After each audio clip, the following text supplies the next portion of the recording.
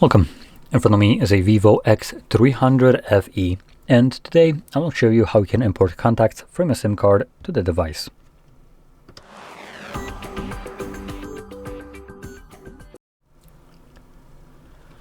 So, to get started, you will want to open up your standalone contacts application, which will be located in the Google folder.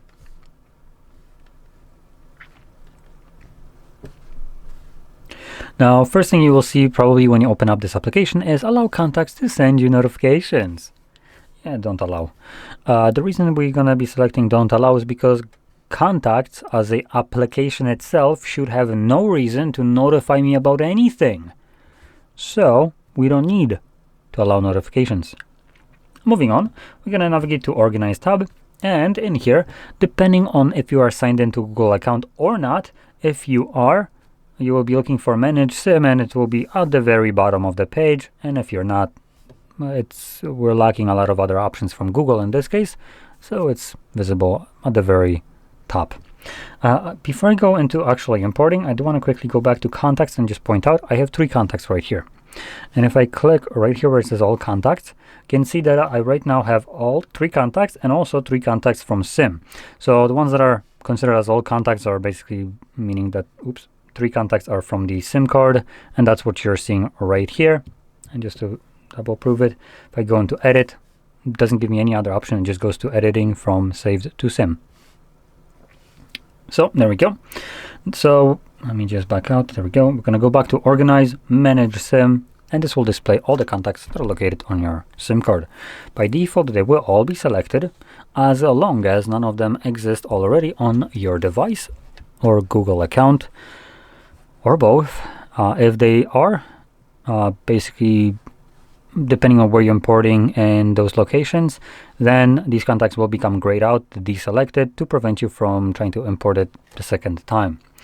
Now, I do want to point out, this is kind of the newer version of the application, so you will typically see a little window right here show up asking you where you want to save your contacts to, and you will have something like device and Google, and then other.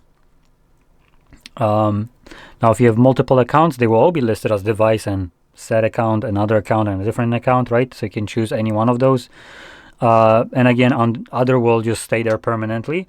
And if you don't have any kind of account signed in, like me, either what will happen is you get no option show up right here, or sometimes you get it show up as just device.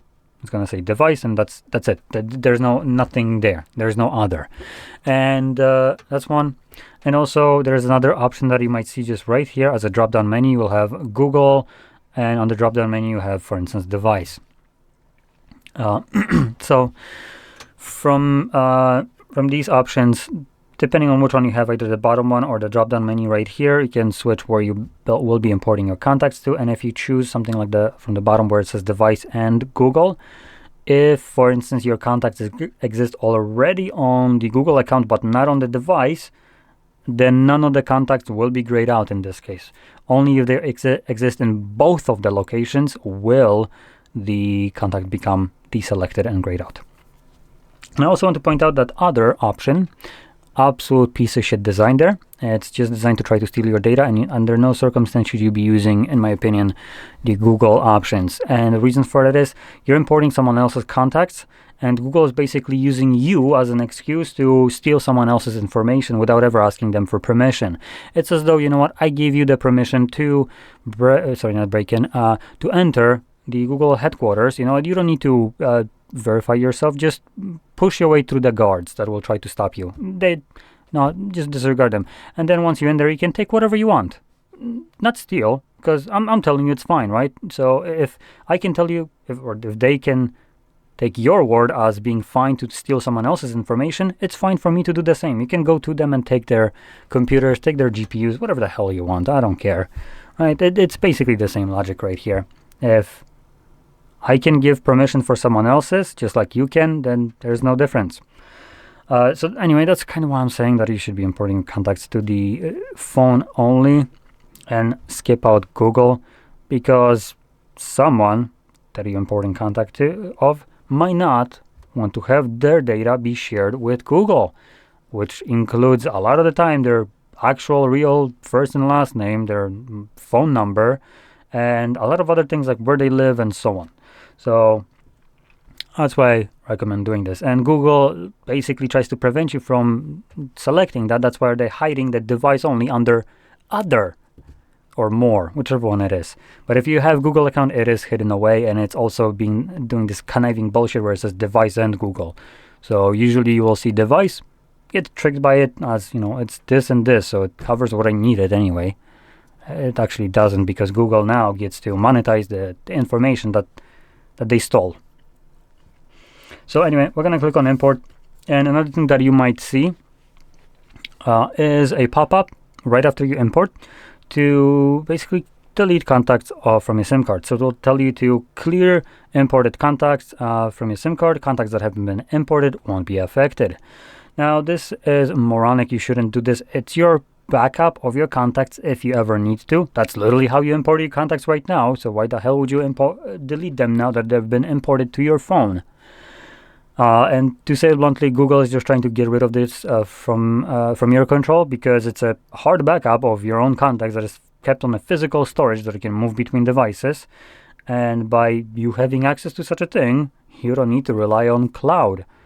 But if you import it to the phone only and they delete your contacts, what will happen if magically your contacts disappear? Well, you should have imported them to the cloud, right? So it's kind of just them trying to remove the amount of backups you have just to kind of make you regret later on not using the cloud. So, you know, more susceptible to this kind of thing in the future. So obviously you want to keep them. There's no reason why you should be deleting contacts that you have imported. They're there to be there as a backup. And I don't go to my car, you know, deleting contacts to put, I don't delete contacts to put more contacts. It's kind of counterproductive, just as I don't go to my car siphoning gas from it so I can put more gas into it.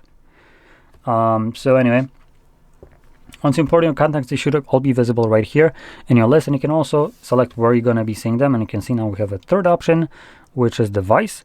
And also we still have only 3 contacts, even though it's technically showing us all contacts 3, SIM contacts 3, and device 3. Reason for just seeing 3 contacts right here is because the phone knows that this is the same contact. So I can edit it either here or there, meaning SIM or device. And reason why also showing this right here, don't recommend importing it to the cloud, is this page right here. You can add photos, first, last names, company names, multiple numbers, email, birthday, address where they live, labels, notes, and then we have things like departments, related people, job titles, nicknames, and so on. This is a lot of personal information of a person that Google never asked access or permission to access this information. So that's the whole reason for it. Anyway, I hope you found this very helpful and informative, and if you did, don't forget to hit like, subscribe, and thanks for watching.